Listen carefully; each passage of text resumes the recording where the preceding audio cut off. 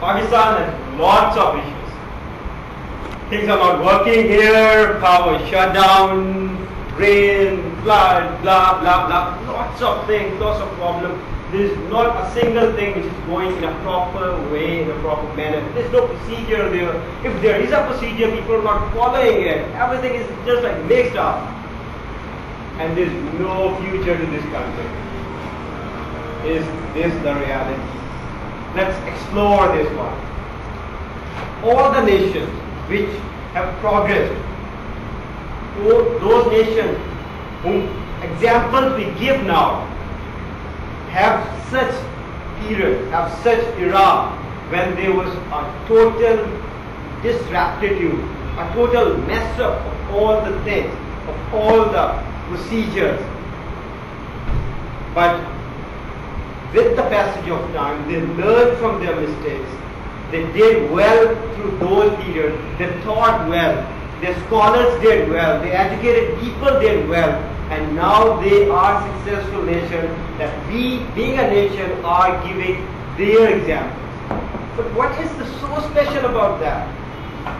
What is so special about their progress? There are a few things which I would like to mention. Education is the core thing which we need to have. In Pakistan, the literacy rate is approximately 33% according to the government statistics.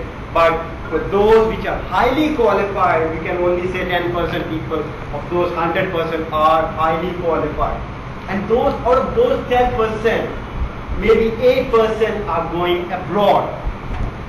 They want to go abroad and they don't want to come back to Pakistan.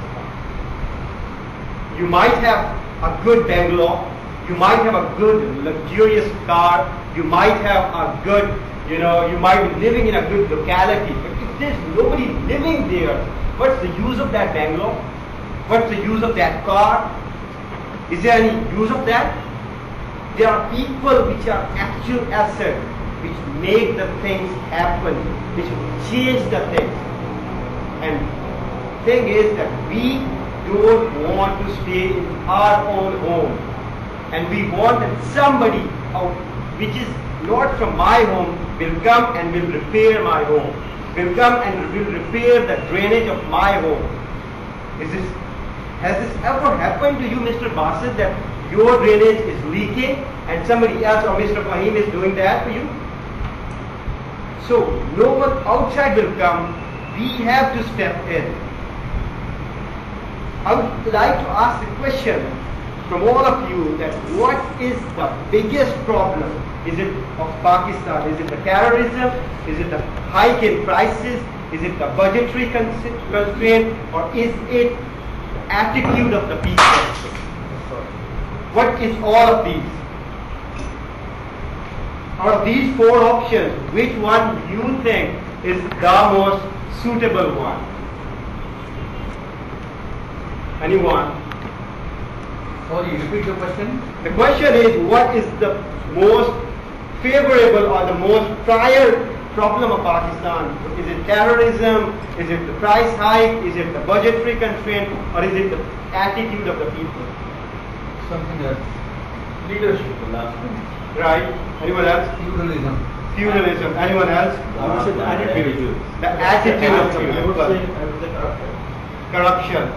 But all of these things, the corruption, the feudalism and the leadership, you can say these will come through the attitude of the people.